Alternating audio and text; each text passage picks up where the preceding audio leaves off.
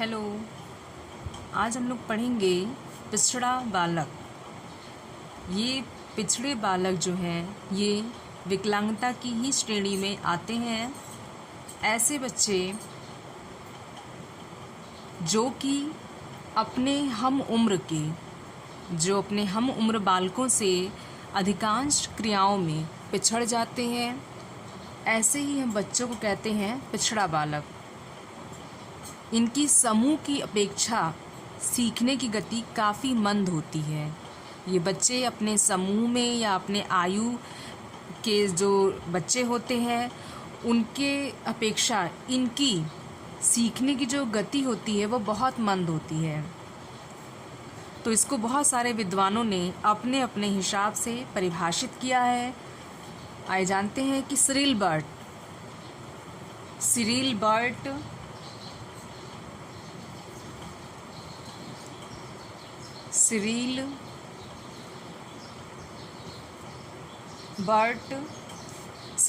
ने अपनी पुस्तक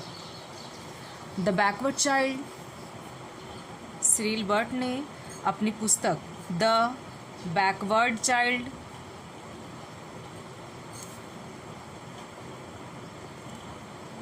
चाइल्ड में पिछड़े बालक के बारे में बताया है। उन्होंने इसको परिभाषित करते हुए अपनी इस पुस्तक में लिखा है कि एक पिछड़ा बालक वह है जो लगभग 10 वर्ष का होता है और जो अपनी कक्षा का कार्य अपनी आयु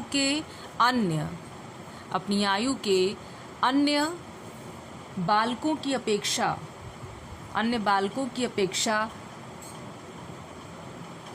धीमा करता है।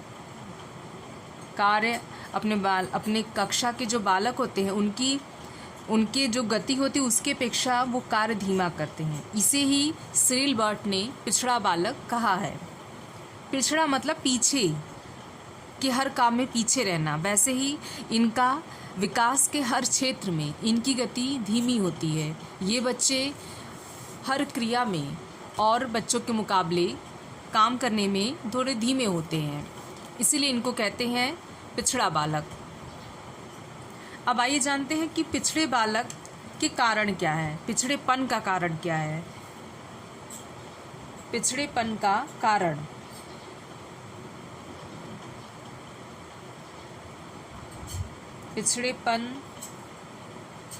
कारण बहुत सारे ऐसे कारण हैं जिसके वजह से इन बच्चों में पिछड़ापन आता है। जैसे फर्स्ट हम किसे कह सकते हैं, स्वास्थ्य। पहला जो कारण है जिसके वजह से इनके अंदर ये पिछड़ापन आ जाता है वो है स्वास्थ्य। स्वास्थ्य का मतलब है कि पिछड़ा बालक स्वास्थ्य की दृष्टि से कमज़ोर होते हैं। इनका हेल्थ भी बाकी बच्चों के मुकाबले जो इनकी आयु के बच्चे हैं उनके हिसाब से कमज़ोर होता है। और क्योंकि स्वास्थ्य इनका कमज़ोर होता है तब ये बच्चे अपने पढ़ाई पे भी फोकस नहीं कर पाता है। इसके वजह से ही ये अपने साथ के बच्चों से पीछे हो जाता है। तो इसके लिए स्वास्थ्य का ठीक होना ज़रूरी है। तो इसके लिए घर के लोगों को ही चाहिए कि वे इस बच्चे पे पूरा ध्यान दें और उसके स्वास्थ्य की देखरेख करें। अगर जहां ज़रूरत लगे कि समस्या ज़्यादा बड़ी हो गई है तो उन्हें माता पिता को तुरंत चिकित्सक से परामर्श लेना चाहिए कि बच्चे के अंदर कौन सा ऐसा दोष है जिसकी वजह से बच्चा बाकी हम उम्र बच्चों से हर मामले में पीछे है। तो इसके लिए समय समय पर चिकित्सक को दिखाना ज़रूरी है। तो स्वास्थ्य एक पहला कारण है पिछड़ेपन का, क्योंकि अगर बच्चे का हेल्थ ठीक नहीं रहेगा तो कोई भी उससे फ्रेंडशिप करना नहीं चाहेगा, कोई उसको अपने पास लाना नहीं चाहेगा, सब उससे दूर भागेगा और कहेगा कि तुम हमेशा बीमार रहते हो तो तुम हमारे दोस्त नहीं बन सकते। तो इसके लिए ज़रूरी है कि आप हेल्दी रहें, खुश रहें और किसी भी समस्या का समाधान खुद खोजने की कोशिश करें। तो पहला कारण आपका पिछड़ेपन का स्वास्थ्य है। आइए जानते हैं कि दूसरा कारण क्या है। दूसरा कारण आपका है शारीरिक रोग। दूसरा कारण आपका है शारीरिक रोग। शारीरिक रोग, बहुत सारे बच्चों में आपने देखा होगा कि उनको बहुत जल्दी वो उनके अंदर जो इम्यूनिटी पावर होती है वो इतनी कमज़ोर होती है कि उनको कोई भी बीमारी तुरंत लग जाती है और उनको हमेशा कोई न कोई समस्याएं आती ही रहती हैं। जैसे हर टाइम उनको सिर दर्द का अनुभव होता है, उनको मौसम तुरंत बदलने पे ही उनको तुरंत खांसी, जुखाम या उनको सिर दर्द की शिकायत हर टाइम बनी रहती है, बदन में दर्द। तो ऐसे बच्चों को जो कि हर टाइम किसी न किसी शारीरिक रोग से ग्रसित रहते हैं, ऐसे बच्चों के साथ भी बाकी बच्चे फ्रेंडशिप नहीं करना चाहते। इस कारण ही ये बच्चे हर मामले में पिछड़ जाते हैं और इनका ध्यान भी बहुत ज़्यादा किसी काम पे फोकस नहीं हो पाता है। इसके कारण ही ये बच्चे पीछे हो जाते हैं बाकी बच्चों के मुकाबले। तो इसके लिए ज़रूरी है कि जब भी ऐसे बच्चों के साथ कोई भी ऐसी समस्या दिखे तो माता पिता या अगर स्कूल में टीचर्स को ऐसी कोई समस्या बच्चे के साथ दिख जाती है तो विद्यालय में उनकी जिम्मेदारी है कि वो बच्चे की इस समस्या का तुरंत समाधान करे, या विद्यालय में किसी डॉक्टर को हमेशा रखना चाहिए ताकि बच्चे के साथ कोई भी दिक्कत हो तो तुरंत डॉक्टर को बुला के बच्चे की उस समस्या का समाधान किया जा सके। तो अब जानते हैं कि तीसरा क्या कारण है बच्चे के पिछड़ेपन का। तीसरा कारण है पारिवारिक वातावरण। जो थर्ड कारण है पिछड़ेपन का वो है पारिवारिक वातावरण। पारिवारिक वातावरण ये एक ऐसा कारण है जो कि बच्चे की लाइफ के लिए बहुत ज़रूरी है। कहते हैं कि बच्चा परिवार में जन्म लेता है और अगर परिवार का माहौल ही ठीक ना हो तो बच्चे के ऊपर उसका बुरा प्रभाव पड़ता है। तो घर का माहौल हमेशा ही अच्छा बनाए रखना चाहिए, शांतिनुमा हो, लड़ाई झगड़े ना हो। ऐसा नहीं है कि माता पिता बच्चों के सामने ही हर समय लड़ाई झगड़ा करें और अपने उस झगड़े की वजह से भी बच्चे के ऊपर ध्यान केंद्रित ना कर पाएँ। वो ये देख ही ना पाएँ कि बच्चा अपनी पढ़ाई से दूर हो रहा है। तो इसीलिए ये माता पिता का दायित्व है कि वो घर का माहौल शांतिनुमा और सकारात्मक बनाए रखे ताकि बच्चे का मन घर में लगे और बच्चा अपनी पढ़ाई पे फोकस भी कर सके। तथा ये भी माता पिता को चाहिए कि वो समय समय पर बच्चे के साथ टाइम स्पेंड करें, समय निकालें, बच्चे के साथ घूमें फिरें, उनको उनके मनपसंद की चीज़ें दिखाएं, खिलाने के लिए बाहर ले जाएं, ताकि बच्चा भी मेंटली सिक्योर हो। उसको ये लगे कि उसकी फैमिली उस पर पूरा ध्यान देती है और बच्चे का दिमाग भी इससे तेज होगा और वो पिछड़ेपन की इस समस्या से बच जाएगा। तो इसीलिए बच्चों में पिछड़ापन आने का ये भी एक मुख्य कारण है कि घर वाले ध्यान नहीं देते। तो घर वालों की भी जिम्मेदारी बनती है कि आप बच्चे के ऊपर पूरा ध्यान दीजिए। अगर आप अपने कार्य में बहुत बिजी हैं तो संडे के दिन आप इन बच्चों के ऊपर टाइम निकाल सकते हैं ताकि आपका बच्चा भी आपसे खुश हो जाए और वो पूरा ध्यान अपनी पढ़ाई पे लगा सके। तो ये था हमारा तीसरा। अब जानते हैं चौथा क्या है। जो चौथा कारण है वो है माता पिता का कम शिक्षित होना। चौथा कारण है माता पिता का कम शिक्षित होना।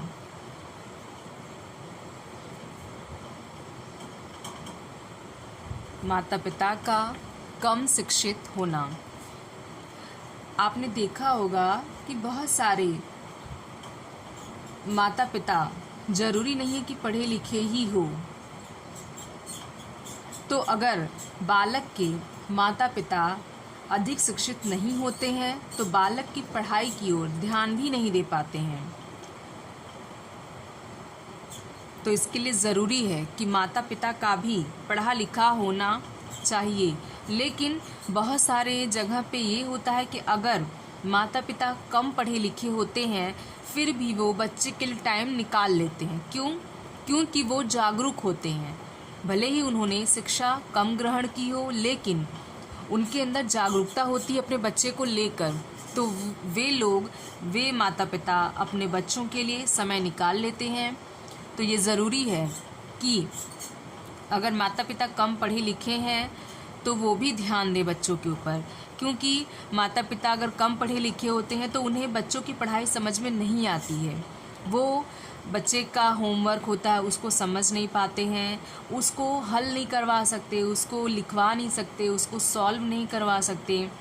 तो बच्चे का होमवर्क वैसे का वैसे अधूरा रह जाता है और बच्चा भी बहुत ज़्यादा पढ़ाई पे फोकस नहीं कर पाता है। इसके वजह से बच्चा हर क्लास में फ़ेल होने लगता है और इसके वजह से माता पिता उसको मारते हैं, पीटते हैं, तो घर का माहौल और बिगड़ जाता है, जिससे बच्चा पढ़ाई में भी पिछड़ जाता है और उसका माता पिता के साथ रिलेशन भी खराब हो जाता है। तो इसके लिए ज़रूरी है कि माता पिता बच्चों पे पूरा ध्यान दें, वो समय समय पर बच्चे के लिए टाइम निकालें, उनका होमवर्क करवाएं और बच्चे से पूछें कि अगर तुम्हें कोई समस्या हो तो तुम मुझसे शेयर करो। उनकी भावनाओं को भी जानना ज़रूरी है, क्योंकि बच्चा अगर अपनी भावनाओं को किसी के साथ शेयर नहीं करेगा तो बच्चा अंदर ही अंदर घुटता रहेगा। तो इसके लिए ज़रूरी है कि माता पिता बच्चे की भावनाओं को सुने और समझने की कोशिश करें। अब हमारा है पांचवा। अगला हम पढ़ते हैं, पांचवा है हमारा निर्धन परिवार। जो पांचवा कारण है बच्चे के पिछड़ेपन का वो है निर्धन परिवार। निर्धन परिवार कहते हैं पैसे से हम दुनिया जीत सकते हैं, लेकिन अगर जिस घर में पैसा ही ना हो तो वहाँ पे कुछ नहीं हो सकता। तो बहुत सारे परिवार ऐसे होते हैं जिनके पास पैसे की कमी होती है, उनकी आर्थिक स्थिति इतनी खराब होती है कि वे अपने बच्चे की शिक्षा को भी ठीक से जारी नहीं रख पाते हैं। बहुधा ऐसे बालक निर्धन परिवारों से होते हैं। जो पिछड़े बालक होते हैं वो ज़्यादातर निर्धन परिवार से ही बिलोंग करते हैं। निर्धन परिवार से होने के कारण ही उन्हें पौष्टिक भोजन पर्याप्त मात्रा में नहीं मिल पाता है, क्योंकि घर वाले जितना पैसा कमाते हैं वो उससे बहुत मुश्किल से ही भोजन आ पाता है। तो इसमें पौष्टिकता का ध्यान घर वाले नहीं दे पाते हैं। उनके लिए बस ये है कि उस पैसे से वो एक दिन का भरपेट भोजन कर ले, भले ही वो भोजन पौष्टिक हो चाहे ना हो। तो वो पर्याप्त मात्रा में भोजन भी नहीं मिल पाता है, फलस्वरूप उनका शारीरिक और बौद्धिक विकास उतना नहीं हो पाता है जितना होना चाहिए।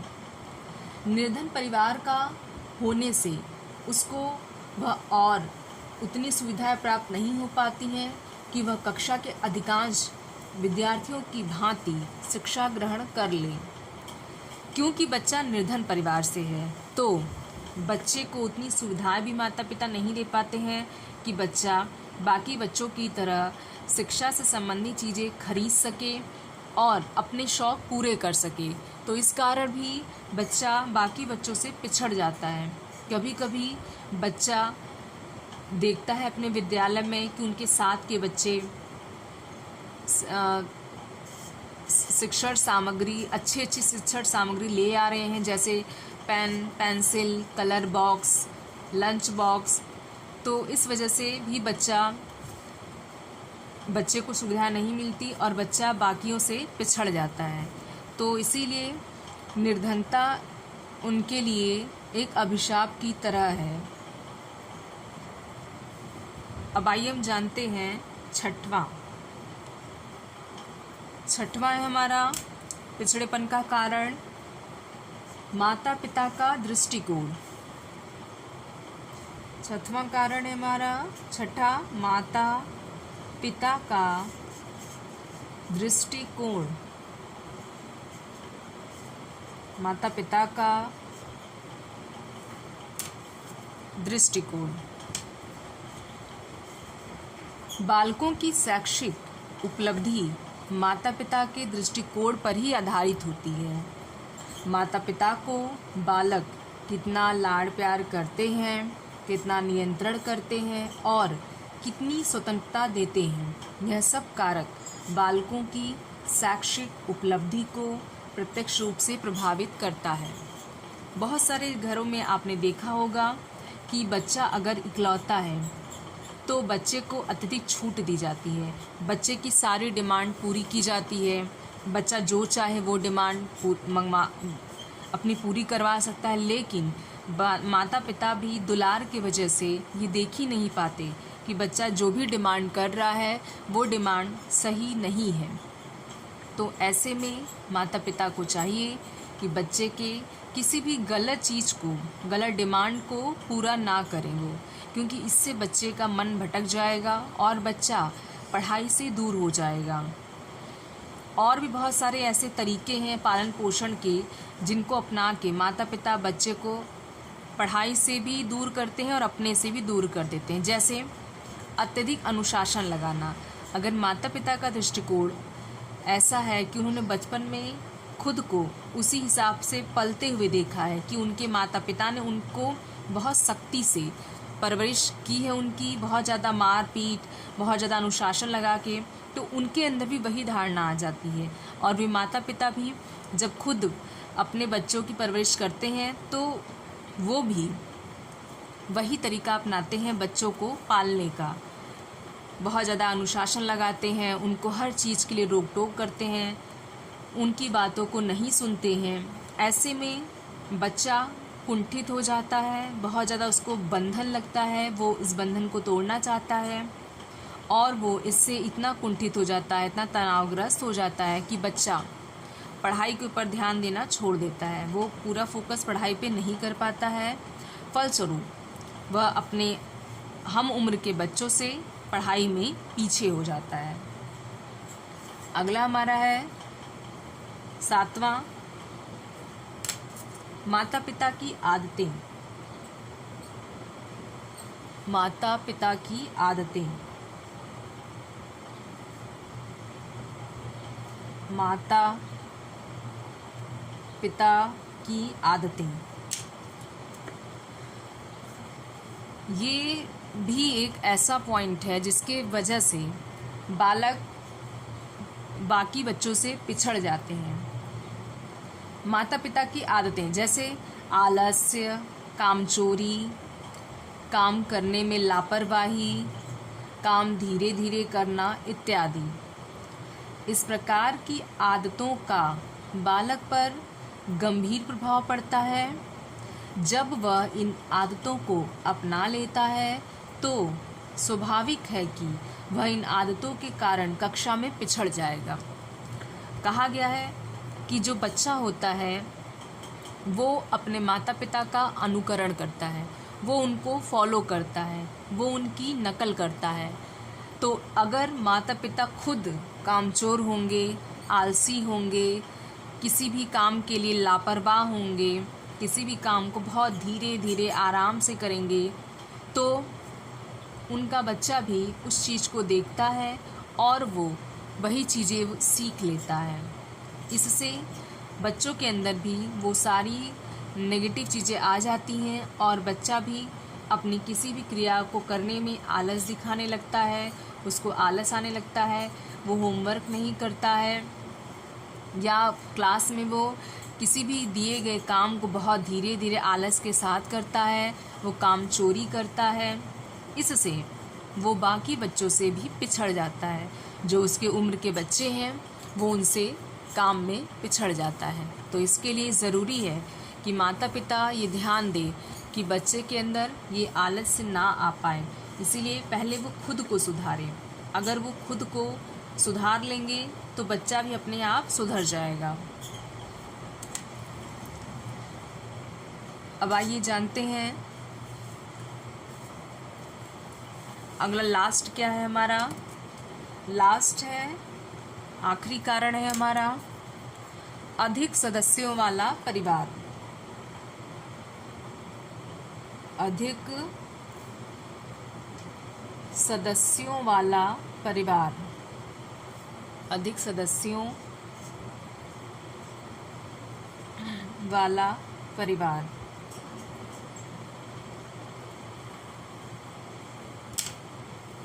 अधिक सदस्य यहाँ पे दो बातें आ रही हैं। या तो बच्चा जॉइंट फैमिली में रहता है जहाँ पे कि बहुत सारे बच्चे होते हैं और उस घर में माताएं पूरे टाइम काम में बिज़ी रहती हैं, काम में ही लगी रहती हैं, और जो पुरुष वर्ग होता है वो बाहर नौकरी के लिए गया होता है। ऐसे में बच्चे के ऊपर कोई ध्यान देने वाला नहीं होता है। बच्चा अपने मन का काम करता है। बच्चा हर टाइम खेलता रहता है, टीवी देखता रहता है, आपस में झगड़ते रहते हैं। ऐसे में बच्चे के अंदर पढ़ाई के प्रति दूरी बन जाता है। बच्चा पढ़ाई के लिए रुचि नहीं लेता है क्योंकि उसको ये लगता है कि उसको किसी ने बताया ही नहीं कि पढ़ाई उसके लिए ज़रूरी है। तो उसको ये लगता है कि पढ़ाई में मज़ा नहीं है, मज़ा है खेल में। तो बच्चा खेल में ही ज़्यादा रुचि दिखाने लगता है और वो पढ़ाई से धीरे धीरे करके बहुत पीछे हो जाता है। तो इसके लिए ये माता पिता की रिस्पॉन्सिबिलिटी है कि जो भी हो बच्चे के साथ हमेशा लगे रहें और बच्चे के साथ हमेशा लगने के साथ साथ उसको समय भी दें। क्योंकि अगर आप बच्चे को समय नहीं देंगे तो बच्चा भी अपने आप को अकेला ही समझेगा और उसका मन किसी काम में नहीं लगेगा।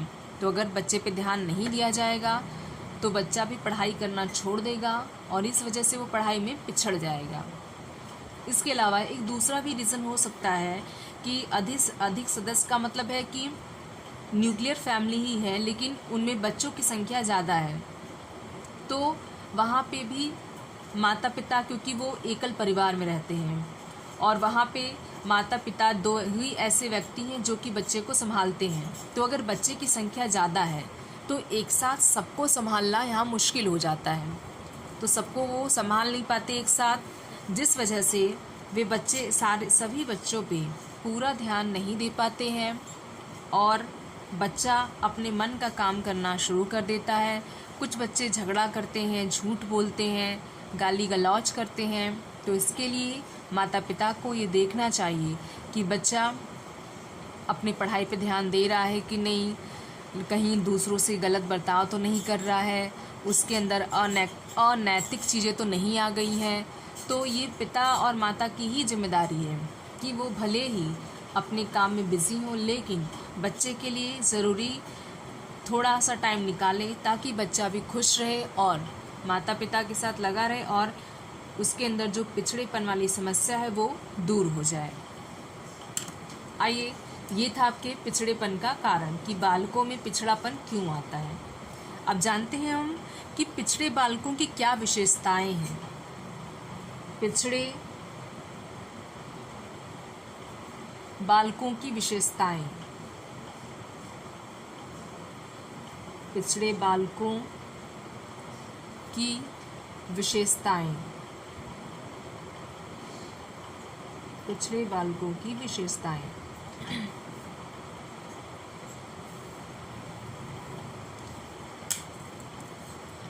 पिछड़े बालकों की विशेषताएं, इनकी सबसे पहली जो विशेषता होती है वह है इनके सीखने की गति धीमी होती है। पिछड़े बालक, इनकी सबसे पहली जो विशेषता है कि इनकी सीखने की गति धीमी होती है। सीखने की गति धीमी होती है। धीमी होती है। जैसा कि इस समस्या के नाम से ही लग रहा है कि पिछड़ा, पिछड़े बालक। तो ये अपने हम उम्र के बच्चों से भी हर चीज़ में पीछे रहते हैं, घर के मामले हो या इसके अलावा और भी कोई मामले हो, और सीखने के संबंधी जो मामला है इसमें भी बच्चा बाकी बच्चों से, हम उम्र बच्चों से पिछड़ जाता है। पढ़ाई में बच्चा, खेल कूद में, बोलने में या सामाजिक चीज़ें सीखने में बच्चा बाकी जो बच्चे हैं उनके उम्र के बच्चे, उनसे बच्चा वो पिछड़ जाता है। तो ये इसकी पहली विशेषता थी। ऐसे बालकों की ये पहचान भी कह सकते हैं या विशेषता कह सकते हैं कि हम पिछड़े बालकों को कैसे पहचान सकते हैं या उनकी क्या विशेषता होती है। तो जानते हैं हमारा दूसरा क्या है।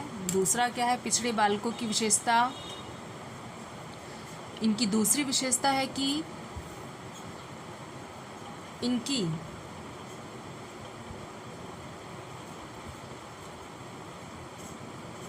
शैक्षिक उपलब्धि कम होती है। इनकी शैक्षिक उपलब्धि कम होती है। शैक्षिक उपलब्धि कम होती है। मतलब कि शैक्षिक उपलब्धि का मतलब होता है कि ये बच्चे अपनी शिक्षा में, इनकी शैक्षिक उपलब्धि कम होती है। इसका मतलब ये बच्चे अपनी शिक्षा में बहुत पीछे रहते हैं अपने साथ के बच्चों के साथ। तो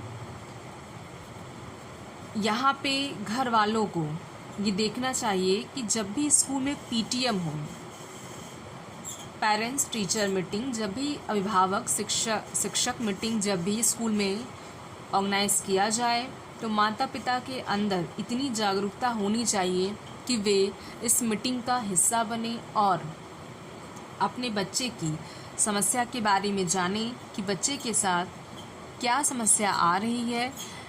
अगर वो समय रहते बच्चे की इस समस्या को जान जाएंगे तो वे इसमें सुधार करना शुरू कर देंगे और वो ये भी जान लेंगे कि बच्चे के अंदर ये शैक्षिक जो उपलब्धि में कमी आई है इसका क्या कारण है। तो इसको अगर वो समय रहते जान लेंगे माता पिता या टीचर्स, तो इस कमी को वो दूर कर सकते हैं। फिर हमारा थर्ड है, तीसरी क्या विशेषता है इनकी। तीसरी विशेषता है कि विद्यालय के पाठ्यक्रमों का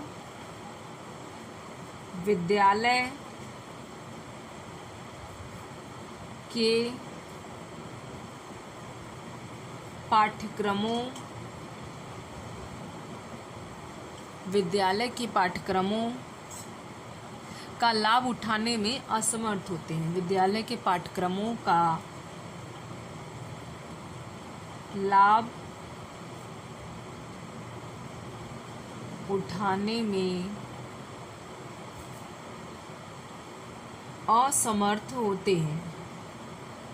असमर्थ होते हैं।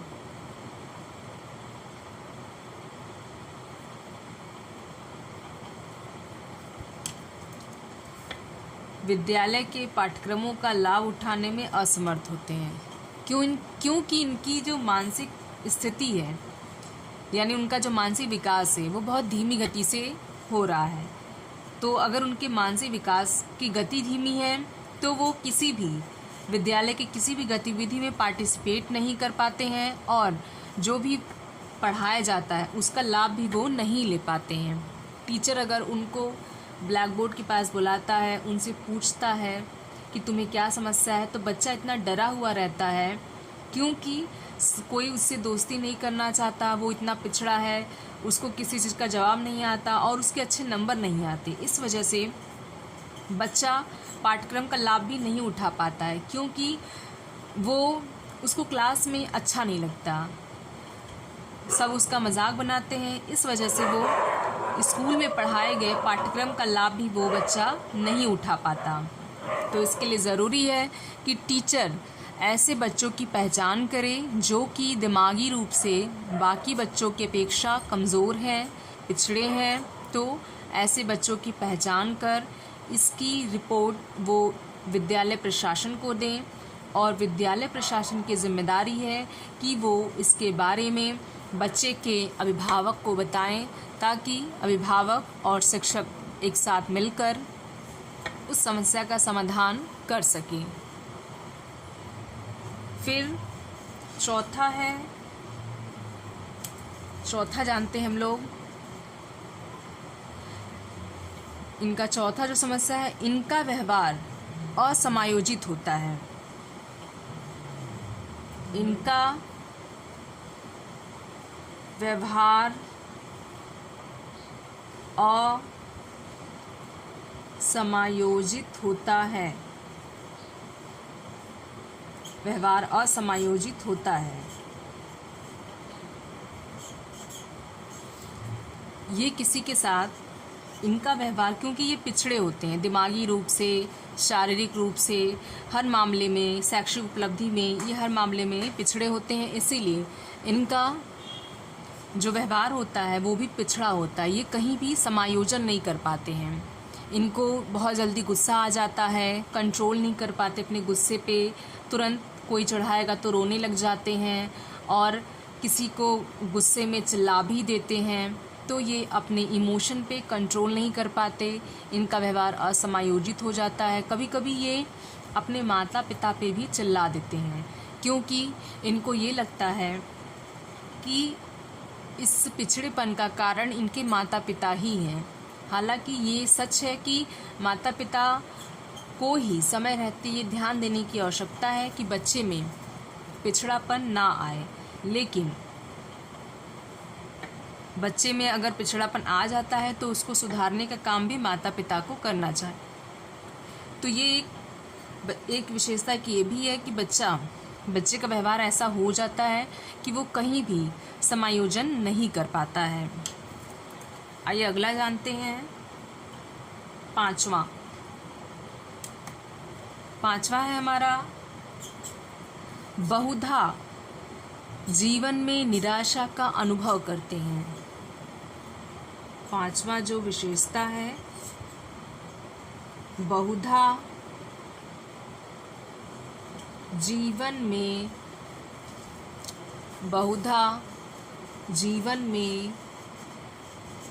निराशा का अनुभव करते हैं। निराशा का अनुभव करते हैं। निराशा का अनुभव करते हैं। ऐसे बच्चे, जो बच्चे पिछड़े बालक कहलाते हैं या जिनको हम कह सकते हैं कि वो बाकी बच्चों से पिछड़े होते हैं, तो ऐसे बच्चे जीवन में हमेशा ही निराश रहते हैं। वो क्योंकि अपने जीवन में बहुत सफल नहीं हो पाते हैं, तो उनके अंदर ये निराशा बैठ जाती है, या कह सकते हैं कि घर कर गई है, और वे हमेशा ही किसी सफल व्यक्ति के साथ बातचीत करना पसंद नहीं करते। उन्हें ये डर रहता है कि कहीं सामने वाला जो सफल व्यक्ति है उसकी बेइज्जती ना कर दे। तो ऐसे व्यक्ति हर टाइम अपने आप में ही रहते हैं, सीमित रहते हैं, अंतर्मुखी स्वभाव के हो जाते हैं। ऐसे बच्चों का जो व्यवहार होता है वो अंतर्मुखी हो जाता है। वो अपनी बातों को कभी किसी से शेयर नहीं करना चाहते, वो अंदर ही अंदर घुटते रहते हैं। उनके अंदर सकारात्मक चीज़ें पूरी तरीके से ख़त्म हो जाती हैं, तथा उसके जगह पे नकारात्मक या नकारात्मकता पूरा हावी हो जाता है, और फिर ऐसे बच्चे हर काम में पिछड़ जाता है, और इसीलिए बच्चा बहुत फोकस भी नहीं कर पाता है और सफल नहीं हो पाता है, तो उसको निराशा ही हाथ लगती है। इसीलिए बच्चा जीवन के हर मोड़ पे हमेशा निराश रहता है, उसको कुछ भी अच्छा नहीं लगता। वो हमेशा यही सोचता रहता है कि काश उसके माता पिता उसको सही टाइम पे समझाए होते, ध्यान दिए होते, तो शायद आज बच्चा पिछड़ा हुआ नहीं होता, वो भी अपने साथ के बच्चों की तरह ही सफल होता, उसके नंबर अच्छे आते, तथा वह पढ़ने लिखने में भी अपने साथ के बच्चों की तरह अच्छा होता। तो इसी वजह से उसके अंदर निराशा व्याप्त हो जाती है। अब आइए अगला जानते हैं।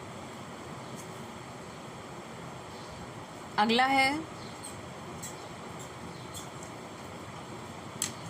छठा। छठा है अपनी कक्षा में अपनी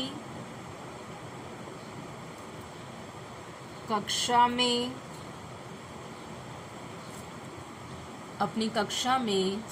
इनकी अपनी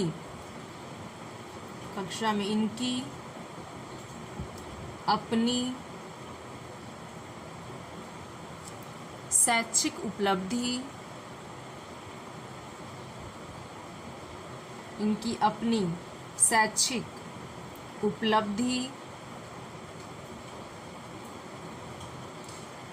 सबसे कम होती है। शैक्षिक उपलब्धि सबसे कम होती है। शैक्षिक उपलब्धि सबसे कम होती है। ऐसे बच्चे जो कि पिछड़े होते हैं, तो ऐसे बच्चे क्लास के उन बच्चों में इनकी गिनती होती है जिनका नंबर सबसे कम आता है, या हम जिनको कह सकते हैं जो बच्चे फेल हो जाते हैं। तो क्लास में टीचर ज़्यादातर उन्हीं बच्चों की तरफ ध्यान दे पाती है जो कि या तो बहुत ज़्यादा तेज़ होते हैं, उनके नंबर बहुत अच्छे आते हैं, या फिर जो बच्चे क्लास के सबसे कमज़ोर बच्चे होते हैं। तो पिछड़े बालक ऐसे ही बच्चों के अंतर्गत आते हैं जिनका नंबर क्लास में सभी बच्चों से सबसे कम आता है, और इस कारण ऐसे बच्चे अपने साथ के बच्चों के साथ बातचीत भी नहीं कर पाते शर्म की वजह से। उनको ये लगता है कि उनका नंबर सबसे कम आएगा और लोग पूछेंगे कि कितना नंबर आया है, तो उनको शर्मिंदगी लगेगी। इस कारण ऐसे बच्चे कम लोगों से ही बातचीत करते हैं, सीमित रहते हैं, ज़्यादा किसी से मतलब नहीं रखते हैं, और ऐसे बच्चे हर परीक्षा में फेल होते जाते हैं, जिस कारण इनकी जो मानसिक स्थिति होती है वो और ख़राब होती जाती है। इनके अंदर गुस्सा भरता जाता है। ये अपनी उस पिछड़ेपन के कारण ही अपने स्वभाव में भी बहुत ज़्यादा परिवर्तन देखते हैं। हर बात पे गुस्सा करना, तोड़फोड़ करना, लड़ाई झगड़ा करना, मारपीट करना, सामान चुरा लेना, किसी को नुकसान पहुंचाना या खुद को नुकसान पहुंचाना, ऐसी विभिन्न तरह की गतिविधियां ऐसे बालक करते हैं। तो टीचर को अगर ऐसे बच्चे के बारे में जानकारी मिल जाती है कि कक्षा में ऐसा कोई बच्चा पढ़ता है, तो उन्हें तुरंत ऐसे बच्चों को फोकस करके उनके अंदर जो भी कमियां हैं उसके बारे में अपने विद्यालय में काउंसलर से बात करनी चाहिए कि ऐसी समस्या बच्चे के साथ क्यों आ रही है। बच्चे के अभिभावक से बात करना चाहिए तथा खुद भी उस पर विचार करना चाहिए कि बच्चा ऐसा व्यवहार क्यों कर रहा है। अब आइए जानते हैं अगला क्या है। अगली विशेषता 7वां,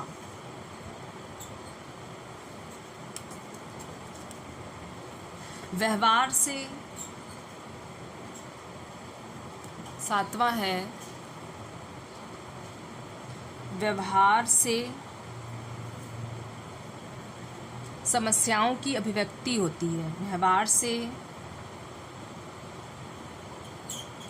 समस्याओं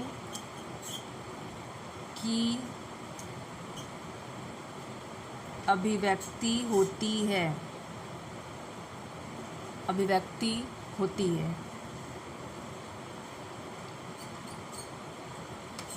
ऐसे बच्चे का व्यवहार ही ऐसा होता है कि बच्चे के व्यवहार से ही पता चल जाता है कि उसके अंदर समस्या है। जैसे बहुत ज़्यादा उग्र होना, गुस्सा करना, गाली गलौज करना और लोगों से झगड़ा करना। तो ऐसे बच्चे के साथ अगर ऐसी समस्या होती है तो उसे हम कहते हैं कि ऐसा बच्चा पिछड़ेपन का शिकार होता है।